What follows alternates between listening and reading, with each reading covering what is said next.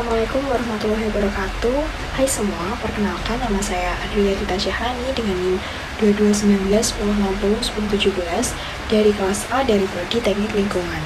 Di sini saya akan membahas jurnal yang berjudul Embedding Circular Economy Principle into Urban Regeneration and Waste Management. Nah, pada video kali ini saya akan membahas terkait dengan isi yang ada pada jurnal tersebut. Yang pertama yaitu studi kasus yang diambil. Studi kasus yang diambil pada jurnal tersebut merupakan proyek regenerasi perkotaan di Old Oak dan Park Royal, West London, Inggris. Proyek ini merupakan salah satu proyek regenerasi terbesar di Eropa yang bertujuan untuk menciptakan komunitas yang sehat, pintar, dan berkelanjutan melalui pembangunan 20.000 rumah baru, penciptaan 65.000 lapangan pekerjaan, serta kontribusi ekonomi sebesar 7 miliar pounds. Yang kedua yaitu tujuan penelitian, yaitu mengembangkan kerangka kerja dan metrik untuk mengintegrasikan prinsip ekonomi sirkular ke dalam proyek regenerasi perkotaan. Penelitian ini bertujuan untuk mengidentifikasi peluang dan tantangan penerapan sirkular ekonomi dalam pengelolaan limbah serta meningkatkan sirkularity di area regenerasi tersebut.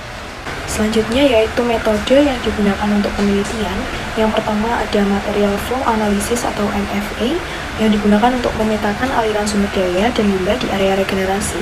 Yang kedua yaitu pengembangan skenario, yaitu dengan membandingkan 3 skenario pengelolaan limbah, yaitu Business as Usual, Maximizing Energy Recovery, dan Maximizing Recycling. Yang ketiga ada metrik circular economy, yaitu menilai performa skenario terhadap prinsip circular economy seperti optimalisasi sumber daya, pelestarian modal alam, dan pengurangan dampak negatif eksternal. Selanjutnya yaitu hasil penelitian.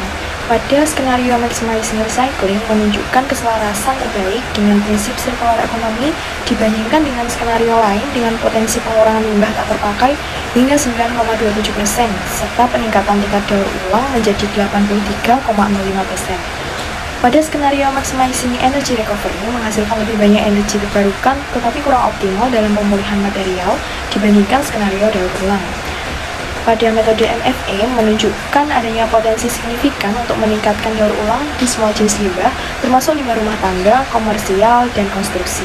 Selanjutnya, kesimpulan dari penelitian ini yaitu penelitian ini menyoroti pentingnya penerapan circular economy dalam proyek regenerasi perkotaan untuk memaksimalkan daur ulang, mencegah pemborosan sumber daya, dan mengurangi emisi gas rumah kaca.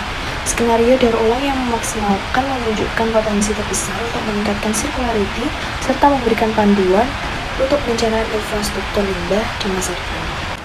Pembahasan selanjutnya yaitu peran statistika terhadap studi kasus. Nah, statistika ini digunakan untuk menganalisis dan memahami aliran sumber daya dan limbah. Statistika digunakan untuk mengukur dan membandingkan data limbah seperti tingkat daur ulang, pemulihan energi, dan limbah yang tidak dimanfaatkan. Selanjutnya untuk mengevaluasi dampak skenario, di mana statistika digunakan untuk membandingkan hasil dari berbagai skenario pengelolaan limbah. Selanjutnya statistika ini memberikan informasi atau wawasan basis data yang membantu mengarahkan pilihan infrastruktur serta kebijakan pengelolaan limbah. Metode statistika yang digunakan pada penelitian ini yaitu metode MFA atau Material Flow Analysis, di mana metode ini digunakan untuk menganalisis dan memetakan aliran material dalam sistem tertentu. MFA merupakan metode kuantitatif berbasis prinsip konservasi massa yang digunakan untuk mengukur input dan output material. Selanjutnya, estimasi kuantitatif. Statistika digunakan untuk memprediksi jumlah limbah, komposisi limbah, serta tingkat daur ulang potensial berdasarkan data regional dan lokal. Selanjutnya yaitu penyajian data yang dipilih. Yang pertama yaitu menggunakan diagram Sankey. Penyajian data dalam bentuk diagram ini memberikan visualisasi intuitif tentang aliran limbah dan material dalam sistem. Diagram ini membantu menunjukkan proporsi limbah yang didaur ulang, dimanfaatkan untuk energi atau dibuang. Yang kedua yaitu tabel perbandingan. Tabel ini digunakan untuk membandingkan hasil dari berbagai skenario, termasuk tingkat daur ulang, pemulihan energi, dan limbah yang tidak dapat dimanfaatkan. Dan yang ketiga yaitu menggunakan diagram batang.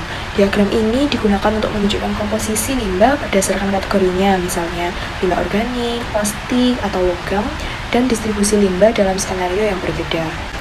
Mungkin cukup sekian penjelasan mengenai jurnal tersebut dan peran statistika dalam jurnal tersebut. Terima kasih sudah menonton. Wassalamualaikum warahmatullahi wabarakatuh.